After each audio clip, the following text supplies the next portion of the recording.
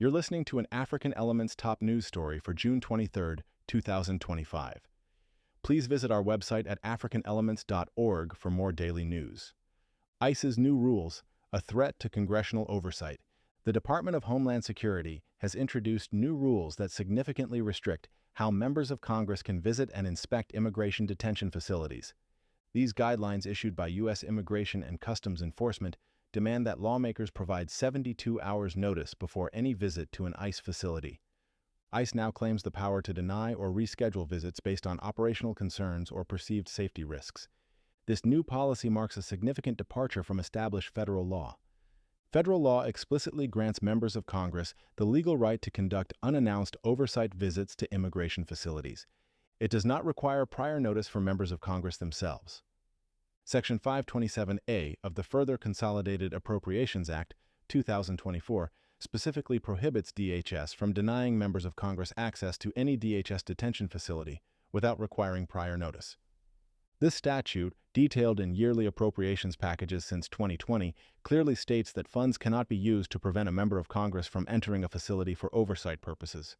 The law also specifies that nothing in it should be interpreted to require a member of Congress to provide prior notice.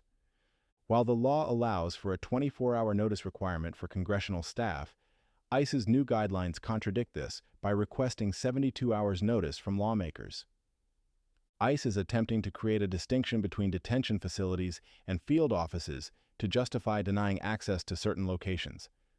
An ICE official reportedly told Representative Jimmy Gomez that the oversight law does not apply to the downtown Los Angeles facility because it is considered a field office, not a detention facility.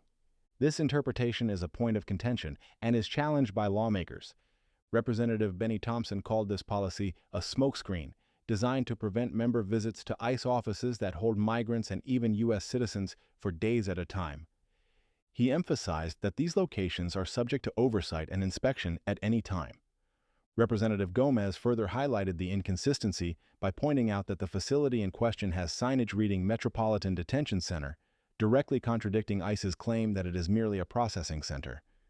Congresswoman Luz Rivas also stated that DHS and ICE personnel violated federal law by denying unannounced oversight visits to facilities operated by or for DHS.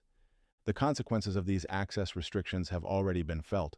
On June 7, 2025, Congresswoman Norma Torres and other members of Congress were denied entry to the Roybal Federal Building in Los Angeles during an oversight visit. During this attempted visit, ICE personnel prevented members from touring the facility. They told lawmakers to return during business hours. Congresswoman Luz Rivas observed ICE personnel loading detainees into vans, seemingly trying to hide them. They also deliberately made noise to prevent immigrants from hearing advocates. Representative Jimmy Gomez was also illegally denied entry to an ICE facility in Los Angeles. In a deeply concerning incident during the denied oversight visit, ICE personnel deployed chemical agents. This action caused harm to Congresswoman Torres, who required emergency medical attention and ongoing medication for respiratory issues. The delegation included members of Congress, legal counsel, staff, media, and immigrant rights advocates. Congresswoman Torres highlighted ICE's false claim that over 1,000 protesters were present. She believes this claim was deliberately used to justify the unwarranted deployment of chemical agents against the peaceful delegation. Congresswoman Luz Rivas witnessed ICE personnel spraying air irritants, causing members of Congress and others to cough uncontrollably. While ICE guidelines mention discretion to deny visits due to emergencies or jeopardize safety, the specific criteria for operational concerns or safety risks remain undefined. The new ICE policy also includes a troubling restriction. It prohibits any verbal or physical interaction between visitors and detainees without prior approval. Violations of this rule could lead to tours being cut short or canceled altogether. This restriction severely limits the ability of members of Congress to conduct thorough oversight and gather first-hand information from detainees. The denial of access directly impacts the ability to assess the conditions and rights of detainees. Lawmakers have raised urgent concerns about reports of asylum seekers and families being held in basement holding cells for extended periods without basic necessities like food, water, or sunlight.